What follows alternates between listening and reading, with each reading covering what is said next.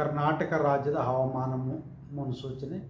ಇಂದು ಕರಾವಳಿ ಹಾಗೂ ದಕ್ಷಿಣ ಒಳನಾಡಿನಲ್ಲಿ ವ್ಯಾಪಕ ಮಳೆಯಾಗಿದ್ದು, ಉತ್ತರ ಒಳನಾಡಿನಲ್ಲಿ ಬಹುತೇಕ ಎಲ್ಲ ಜಿಲ್ಲೆಗಳಲ್ಲಿ ಮಳೆಯಾಗಿದೆ. ಚಿಂಚೋಳಿ ಕಲಬುರಗಿ ಜಿಲ್ಲೆಯಲ್ಲಿ 11 ಸೆಂಟಿಮೀಟರ್ ಮಳೆಯಾಗಿದೆ.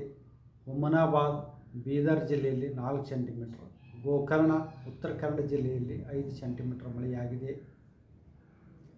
ಕರಾವಳಿ ಜಿಲ್ಲೆಗಳಲ್ಲಿ ದಿನಾಂಕ 14ರಿಂದ 18ರವರೆಗೆ ಹಗುರದಿಂದ ಸಾಧಾರಣವಾಗಿ ವ್ಯಾಪಕವಾಗಿ ಮಳೆಯಾಗುವ ಹೆಚ್ಚಿನ ಸಾಧ್ಯತೆ ಇದೆ.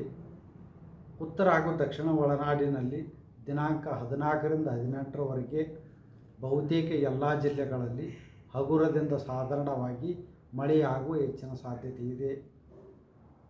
ಬೆಂಗಳೂರಿನಲ್ಲಿ ದಿನಾಂಕ 14ರಿಂದ 18ರವರೆಗೆ ಮಳೆಯಾಗುವ ಹೆಚ್ಚಿನ ಸಾಧ್ಯತೆ ಇದೆ.